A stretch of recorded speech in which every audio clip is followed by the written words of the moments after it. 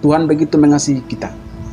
Ketika Adam dan Hawa gagal, ketika mereka menyadarkan diri bahwa mereka telanjang, mereka berusaha membenarkan diri, tetapi kebenaran manusia digantikan dengan kebenaran Allah. Manusia tidak bisa membenarkan diri sendiri. Sebelum menonton video ini, jangan lupa like, komentar, share, dan subscribe. Selamat menonton.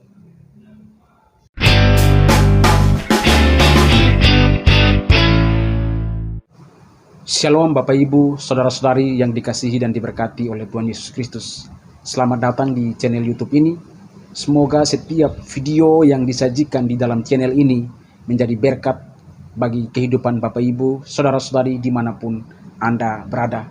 Terima kasih buat Bapak Ibu, Saudara-saudari yang selalu menonton setiap konten, setiap video yang disajikan di channel ini. Kiranya kami berharap dapat menjadi berkat dan kekuatan bagi kita semua.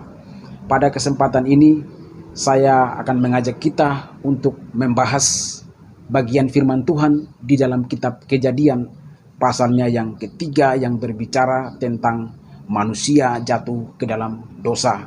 Dan pada kesempatan ini kita mau bahas tentang apa yang terjadi ketika Adam dan Hawa memakan buah dari pohon yang dilarang oleh Tuhan. Apa yang terjadi ketika mereka, manusia itu, memakan buah dari pohon yang dilarang oleh Tuhan. Oleh karena itu, mari sebelum kita membahas lebih dalam, saya mengajak kita membaca di dalam kitab Kejadian pasalnya yang ketiga, ayatnya yang ke-1 sampai selesai. Mari kita memperhatikan di dalam kitab Kejadian pasal 3. Demikian firman Tuhan. Manusia jatuh ke dalam dosa. Adapun ular ialah yang paling cerdik dari segala binatang di darat yang dijadikan oleh Tuhan Allah. Ular itu berkata kepada perempuan itu, "Tentulah Allah berfirman, semua pohon dalam taman ini jangan kamu makan buahnya, bukan?" Lalu sahut perempuan itu kepada ular itu, "Buah pohon-pohonan dalam taman ini boleh kami makan, tetapi tentang buah pohon yang ada di tengah-tengah taman Allah berfirman, jangan kamu makan ataupun raba buah itu, nanti kamu mati." Tetapi ular itu berkata kepada perempuan itu, "Sekali-kali kamu tidak akan mati. Tetapi Allah mengetahui bahwa pada waktu kamu memakannya, matamu akan terbuka dan kamu akan menjadi seperti Allah, tahu tentang yang baik dan yang jahat." Perempuan itu melihat bahwa buah pohon itu baik untuk dimakan dan sedap kelihatannya. Lagi pula pohon itu menarik hati karena memberi pengertian. Lalu ia mengambil dari buahnya dan dimakannya, dan diberikannya juga kepada suaminya yang bersama-sama dengan dia, dan suaminya pun memakannya. Maka terbukalah mata mereka berdua dan mereka tahu bahwa mereka telanjang. Lalu mereka menyemat daun pohon ara dan membuat cawat. Ketika mereka mendengar bunyi langkah Tuhan Allah yang berjalan-jalan dalam taman itu pada waktu hari sejuk, bersembunyilah manusia dan istrinya itu terhadap Tuhan Allah di antara pohon-pohonan dalam taman. Tetapi Tuhan Allah memanggil manusia itu dan berfirman kepadanya, "Di manakah engkau?" Ia menjawab, "Ketika aku mendengar bahwa engkau ada dalam taman ini, aku menjadi takut karena engkau telanjang. Sebab itu aku bersembunyi." Firman-Nya, "Siapakah yang memberitahukan kepadamu bahwa engkau telanjang? Apakah engkau makan dari buah pohon yang kularang engkau makan itu?" Manusia itu menjawab, "Perempuan yang kau tempatkan di sisiku, dialah yang memberi dari buah pohon itu kepadaku, maka ku makan." Kemudian berfirmanlah Tuhan Allah kepada perempuan itu, "Apakah yang telah kau perbuat ini?" Jawab perempuan itu, "Ular itu yang memperdayakan aku, maka ku makan."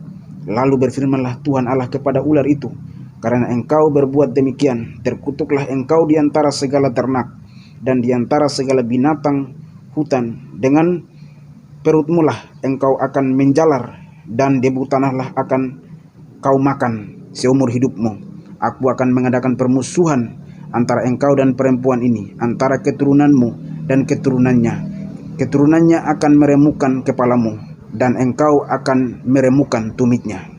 Firman-Nya kepada perempuan itu, "Susah payahmu waktu mengandung akan kubuat sangat banyak. Dengan kesakitan engkau akan melahirkan anakmu, namun engkau akan berahi kepada suamimu, dan ia akan berkuasa atasmu. Lalu firman-Nya kepada manusia itu, karena engkau mendengar perkataan istrimu, dan memakan dari buah pohon yang telah kuperintahkan kepadamu, jangan makan daripadanya, maka terkutuklah tanah karena engkau. Dengan bersusah payah engkau akan mencari rezekimu dari tanah seumur hidupmu. Semak duri dan rumput duri yang akan dihasilkannya bagimu, dan tumbuh-tumbuhan di padang akan menjadi makananmu. Dengan berpeluh engkau akan mencari makananmu, sampai engkau kembali lagi menjadi tanah, karena dari situlah engkau diambil. Sebab engkau debu, dan engkau akan kembali menjadi debu. Manusia itu memberi nama Hawa kepada istrinya, sebab dialah yang menjadi ibu semua yang hidup. Dan Tuhan Allah membuat pakaian dari kulit binatang untuk manusia dan untuk istrinya itu, lalu mengenakannya kepada mereka. Berfirmanlah Tuhan Allah, sesungguhnya manusia itu telah menjadi seperti salah satu dari kita, tahu tentang yang baik dan yang jahat. Maka sekarang janganlah sampai ia mengulurkan tangannya dan mengambil pula dari buah pohon kehidupan itu dan memakannya, sehingga ia hidup untuk selama-lamanya. Lalu Tuhan Allah mengusir dia dari Taman Eden, supaya ia mengusahakan tanah dari mana ia diambil. Ia menghalau manusia itu, dan di sebelah timur Taman Eden ditempatkannya lah beberapa kerub dengan pedang yang bernyala-nyala dan menyambar-nyambar untuk menjaga jalan ke pohon kehidupan. Nah, Bapak Ibu, saudara-saudari yang saya kasihi dan dikasihi oleh Tuhan Yesus Kristus, kesempatan ini kita sudah membaca di dalam kitab Kejadian pasalnya yang ketiga. Jadi keseluruhan dari kitab Kejadian pasal 3 ini kita sudah membacakannya. Maka kita akan membahas apa yang terjadi ketika Adam dan Hawa memakan buah dari pohon yang dilarang oleh Tuhan.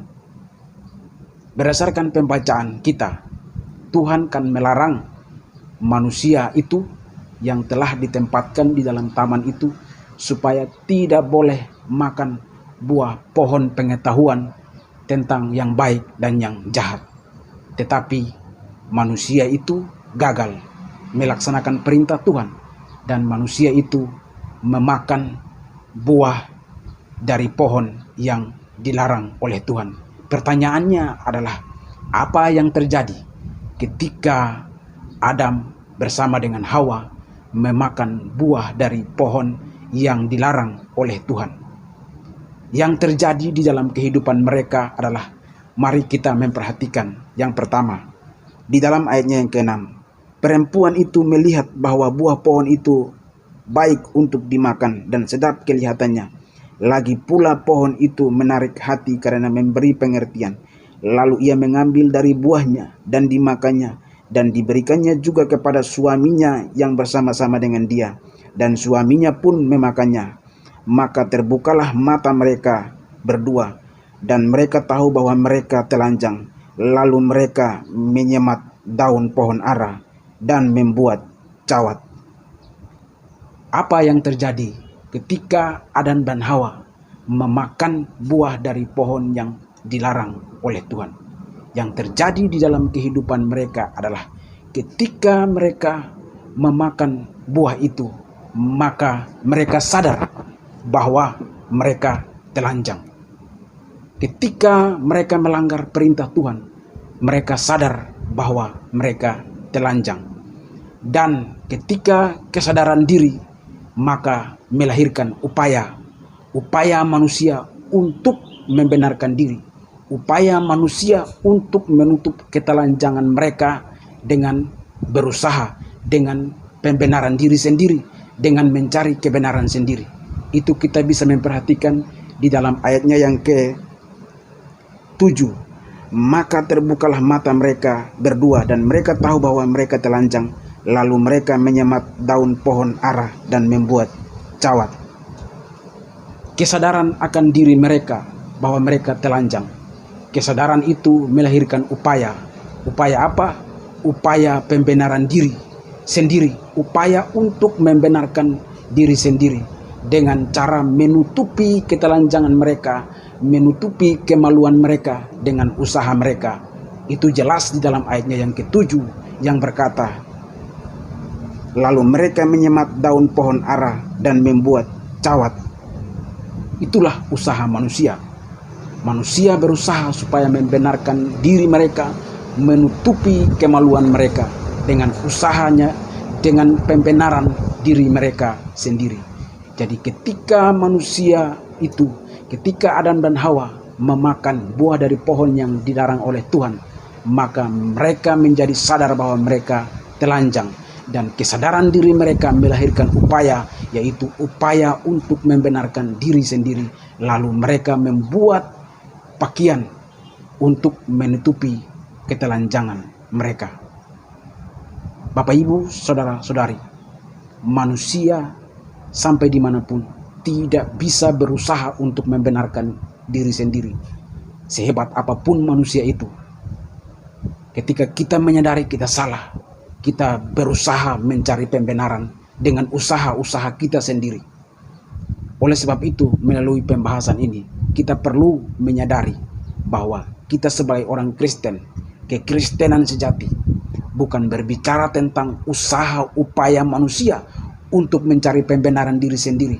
Kekristenan sejati bukan berbicara tentang usaha-usaha manusia untuk mencapai keselamatan, untuk mencapai pembenaran.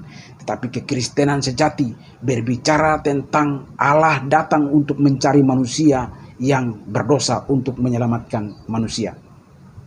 Sekali lagi, apa yang terjadi ketika manusia itu memakan buah dari pohon yang dilarang oleh Tuhan? Yang pertama adalah mereka sadar diri bahwa mereka telanjang. Akhirnya kesadaran diri itu melahirkan upaya untuk membenarkan diri sendiri. Tetapi upaya membenarkan diri sendiri adalah gagal. Manusia tidak dapat membenarkan diri sendiri.